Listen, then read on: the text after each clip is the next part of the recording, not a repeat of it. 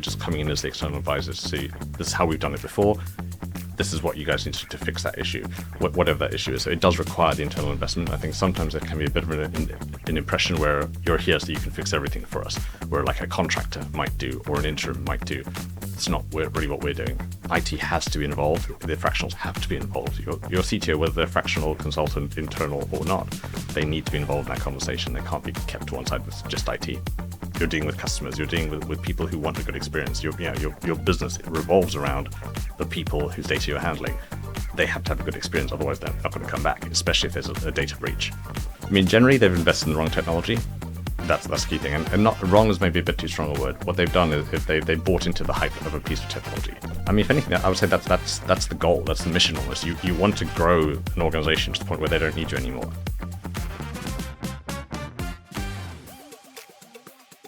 Hello and welcome to Straight Talking by Focus on Hospitality. I'm Alessandra Leoni, the resident hotelier and head of hospitality for Focus, and I'm your host today. Today we're talking about the fractional CTO model, technology leadership for hospitality businesses without the full-time price tag.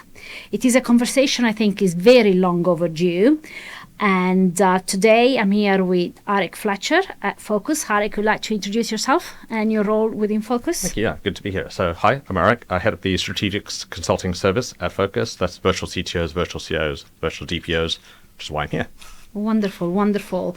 So let's just dive straight in with all of my questions for our audience.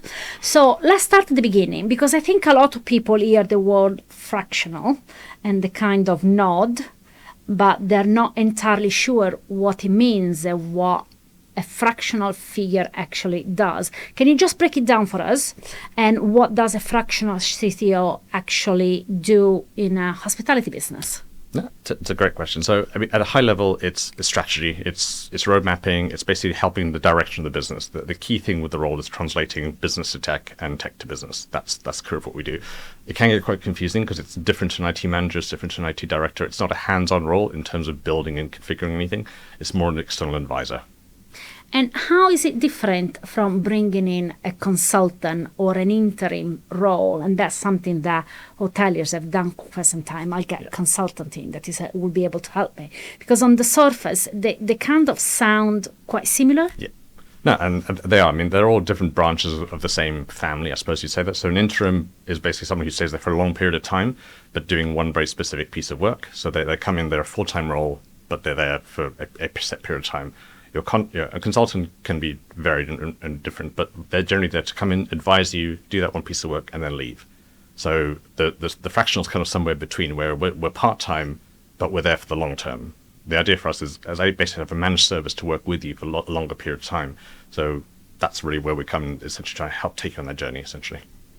And when you think about hotels and hospitality business in general, what are the best fit for this model, and what does that look like in terms of size, the type of business, and where they're at on their journey? Because different groups, different type of business, it will be a very different stage within their journey. Yeah, I mean, we tend to find that your smaller independent chains are quite good for this, because I think they need that kind of external advisory, but they can't afford a full-time role. An interim is the same difference, basically. It's a long-term thing. And a consultant, the issue with the consultant model is it's fire and forget. I'm here to advise you, I give you something, and then I go away. The fractional sort of has that best of all worlds, where you're not paying the full-time salary, but you're getting the value of that person who's invested, who's here to make the change with you, again, who's on that journey with you. So we find that the independent's a really good fit for that. Or, again, scaling up a bit towards a group or a very complex hotel chain where you're implementing a specific project or a specific product or service, and you just need that external advisor to help you to keep that ticking along. Again, the fractional benefits by having that ongoing, hands-on, but very invested relationship where we want to see the end result, not just advise you and walk away. Okay. And is there a flip side where it actually doesn't work? Because I'll be honest, in my career as a GM and then commercial leader and responsible for the IT and essential tech and all the hotel ecosystem, I've worked with interims, I've worked with consultants that have come in, but sometimes it has worked and they've added considerable value to the business and the operation and ultimately the financial return. There has been an ROI on that investment, and sometimes it really hasn't. So what's the flip side? I think it's a fair question. I think where it doesn't work is when you don't have the internal investment. And I mean, in terms of time, in terms of ownership, because I think even with the fractional piece where we're a bit more hands-on, we take a bit more ownership of things. We don't implement the project. We're still advising, we're still guiding you. So it still needs to have the same team in place. You still need the IT team. You still need all the different people involved there. We're just coming in as the external advisors to see this is how we've done it before. This is what you guys need to do to fix that issue, whatever that issue is. So it does require the internal investment. I think sometimes there can be a bit of an impression where you're here so you can fix everything for us, where like a contractor might do or an interim might do. It's not really what we're doing. But obviously there's a lot more than with the fractional element you can provide. For example, not one size fits all, but for those that don't have that internal resource, how is that going to work? Because as a GM, I can't leave my day job. I'm already underwater, so I may want to do and undertake the journey that is much needed, but I can't take that on. One, I don't have the skill set of an IT manager or an IT resource in-house. So how that shapes? Yeah, so I think at that point, I mean, so what I would say at that point, you're looking less for a CTO and you are more looking at a fractional IT manager or IT director, that kind of thing. But what I would say is that in general, where businesses fail is where IT isn't seen as a priority. IT needs to be the cornerstone of, as much as I would say IT needs to be invisible in a hotel environment, IT still needs to function. And I think this idea where you just leave it in the corner, leave it in the cupboard and ignore it, that doesn't work. So someone has to own it, even if it's not the GM, someone has to own it. And that's been the case in hospitality for many years. I mean, I was at GM for a number of years and I found myself on the phone with someone on the other side of the country, sometime on the other side of the world, then flipping switches and cables where I'm just following instruction. Is that the best use of my time? Definitely not. And that's a point where technology was put in. We build the hotel, we refurbish it, we reposition it, and technology goes in. And then we don't touch it forever because we don't think about it anymore because the phone rings. Yes, sometimes I have an issue. The connectivity sometimes goes down and creates friction to the guest, and I cannot check in a guest, and that affects the guest journey and the team journey. But it gets put in. It was in a room. Now all of that has changed, and I was on a panel a couple of months ago at a trade conference, and there was an IT director say we are not brought in the rooms for those decisions. So do you have an opinion on that? Obviously, no, I feel very strongly in my journey. When I failed is because IT has not been in the room. So what's your take? How many people are making that mistakes? Are there people that are understanding it better than others? Yeah, and I think it is the number one mistake. And I think even in my career, never mind that in my teams, what I tend to find is that this works best when we're involved in the conversation. And again, it goes back to what we're there to do and what we're not there to do. There is still this idea that IT is just something that happens and no one looks at it. Or if there's someone, they're kept in a dark room and you never talk to them. IT has to be involved all the way through. And my role as a fractional can only really work if I'm treated as a member of the team. I think that's, again, the difference from our perspective is we embed ourselves in the team, even if it's a couple of days a week, whatever it is. We are part of the team. We're part of the leadership team. More importantly, we have to see the board level stuff. We have to see the leadership level stuff. We have to know the strategy. We have to know what's going on. If we don't know, we can't help. So I think that's the key thing. Is IT has to be involved. The fractionals have to be involved. Your CTO, whether they're fractional, consultant, internal, or not, they need to be involved in that conversation. They can't be kept to one side with just IT. Absolutely, absolutely. And I've been in those places where, as a commercial leader, because of my experience as a GM, IT kind of fell under my remit, and I guess why I'm doing the job that I'm doing today. But I found myself into leadership teams meetings, and you got finance over here, we're doing this, and then you got HR on another side doing something else, and then operation is doing something else. And I used to sit at those tables like, have you spoken with IT? Exactly. Has IT been involved? Because there are elements of complexity. The one we don't have the skill set to do, to each one their jobs and their skill set. But also it comes down to compliance and security that nowadays are such fundamental elements. The bigger the technology, the more advanced the technology, the biggest the risk is on that side. And I guess that's a conversation for another episode. But very briefly, Can you tell me the implication when the right people are not in the room from a security and compliance perspective? Yes, I mean, it sounds like you've experienced them anyway, so I think, and most of your audience will know. But I think there are some quite extreme considerations around that point from a compliance perspective. I mean, GDPR is the baseline of it, where basically you're handling very sensitive data in and out, and if HR isn't talking to finance, isn't talking to the team on the ground, you don't really know what's happening with this data.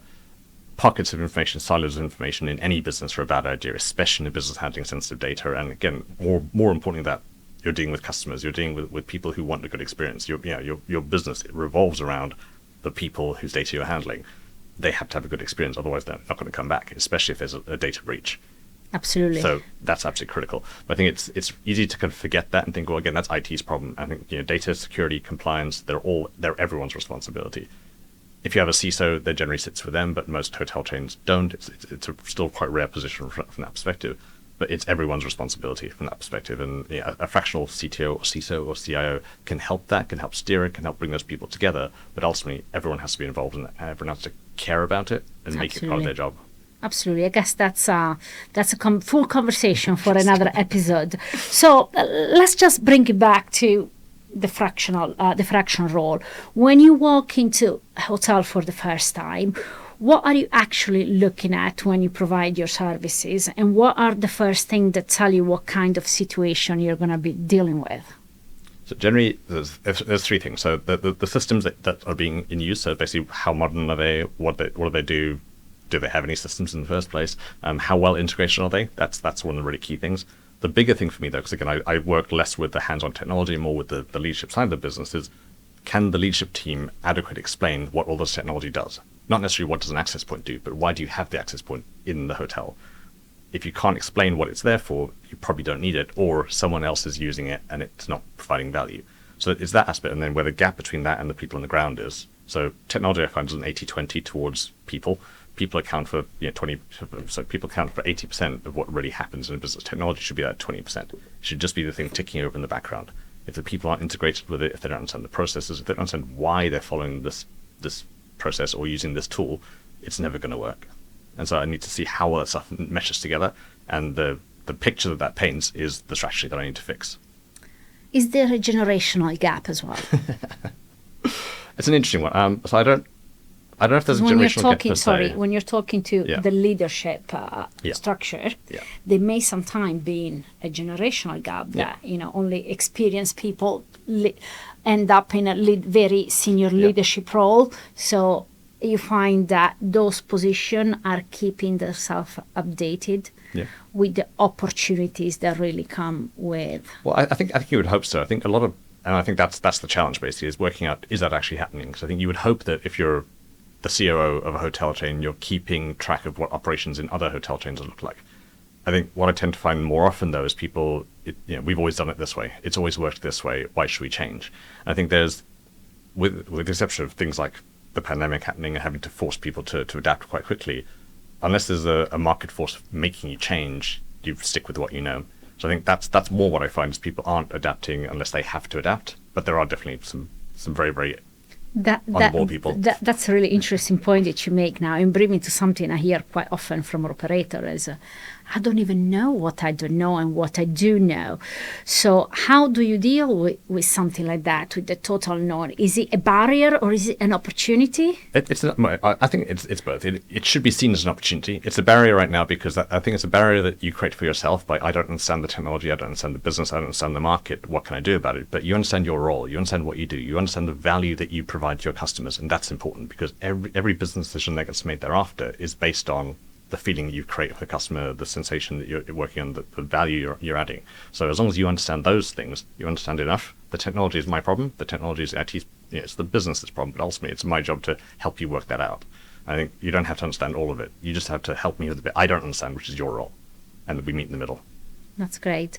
So building trust is a big part of this process, is it not? And especially when you are coming into a leadership team that may be a bit defensive. There is always, you can walk in a room and, if you've been in a lot of meetings, you can definitely read the body language.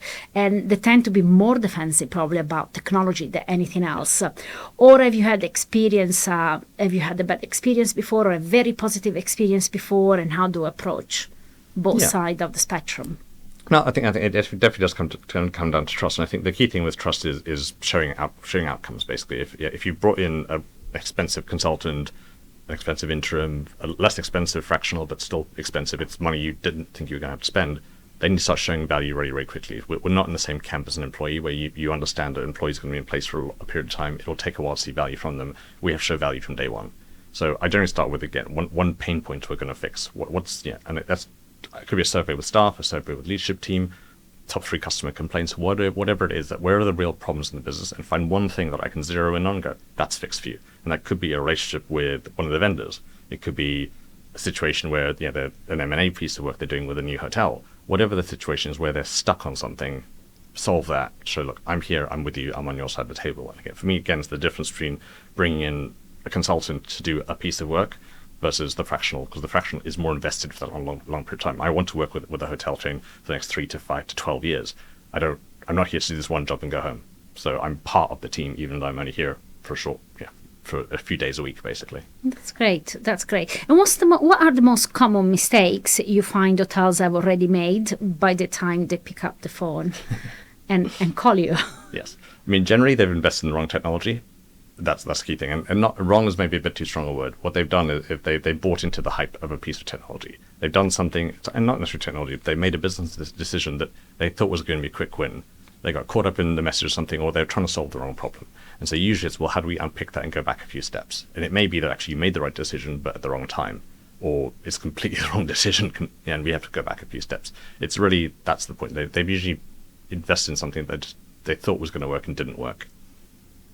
And why sometimes things don't work when you put a new piece of technology? Obviously, I've had very successful projects in my career in hospitality as a GM or a commercial director, or in replacing and digital transformation, and I've had some success, but we've also had some failures, let's be honest. And when it comes to measuring that return, because we all build these case studies, so if you give me this amount of money, then over time, either I can save you man hours, or if we scale, we don't have to scale up the workforce at the same pace as the number of sites that we have, or I can bring more revenue. Is either you can generate more revenue or can improve the profitability by reducing costs. So what's your view there?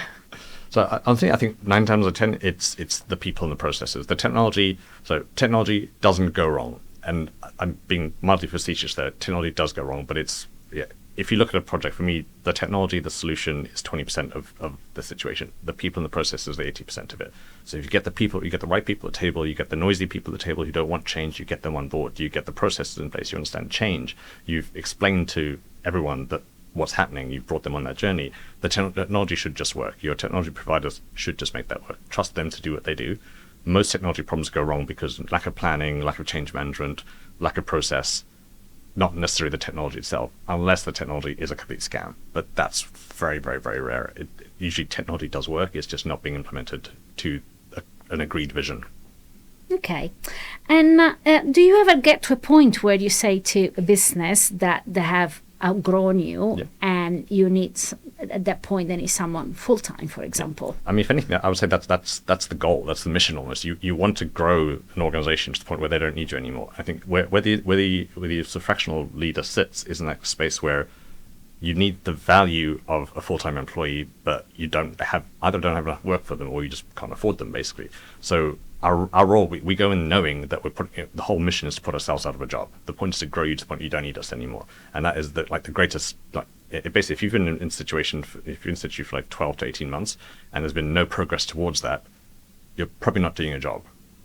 So for me, that is exactly the target: is get to the point where you can afford a full-time CTO, because you need that person to do that full-time, and I can go to my next transformational gig. Okay. And if you could give a piece of advice to a general manager sitting at home watching this right now, thinking about their technology strategy, what would that advice be? It's a great question.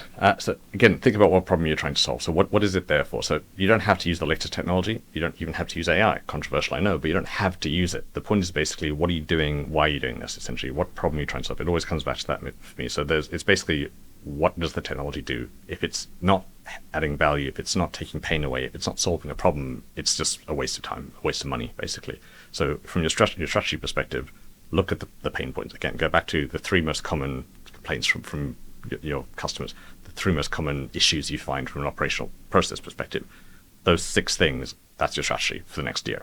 You don't need anything else, basically. Okay.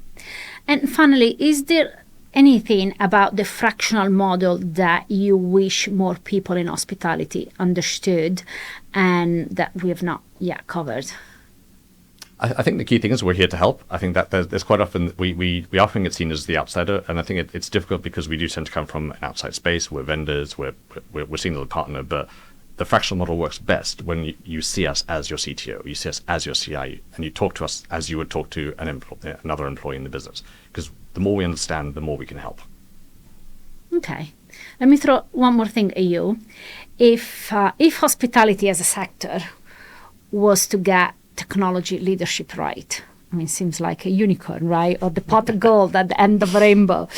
What would that actually look like if we were to get it right in hospitality? Can you paint us that picture? Yeah, I mean, honestly, it would be invisible. And this is me, and this is like the mission of my entire life, is basically to put myself out of a job. That's what all technologists should be trying to do. Is like, if for us, we should be aiming for a world where technology is an augmentation, an enhancement. It's not something we even think about. I want to walk into a room and things just work. I want the lights to work. I want everything to just work around me without friction. It should just be an easy, smooth experience. And when I built network environments, that was the goal. When I built server environments, that was the goal. It should be completely invisible, and all I'm doing is talking to you, and the world around me is working. For me, that's the dream. I absolutely love that, because that means that if we get to that utopia, let's say, that means there will be no longer gas complaints, no more firefighting, no more issues to resolve, and then gas. Well, there always will be, but there won't be technical issues. There won't be technical issues, absolutely. Well, I absolutely love that, and I think it is a really important challenge for all of us in hospitality, Arik. This has been such a good conversation, generally. Thank you. So just a bit of last thought for me. It's what strikes me every time I have this conversation is how much talent and expertise is available to our industry and how few hotels are actually accessing it. The fractional model is one of the ways we can close the gap today, especially with so much technology getting thrown at us. I hope this episode has given our listener something practical to take away and reflect upon and perhaps act on. Thank you so much, Arik Fletcher, for joining me today. That was actually the kind of conversation I wanted to have: honest, direct, and generally useful. Arik, you were brilliant, and I hope to do this again. And thank you once again to Vorbos and their studio and their availability to host us here. If you have enjoyed this episode, please do follow Focus on Hospitality on LinkedIn. Share this video with your colleagues in the industry and let us know what you think. Your feedback shapes what we talk about, and if there is a topic you like us to cover, just drop me a message. We do listen to everyone. Until next time, keep talking straight and take care, everyone. That's it for this episode of Straight Talking by Focus on Hospitality.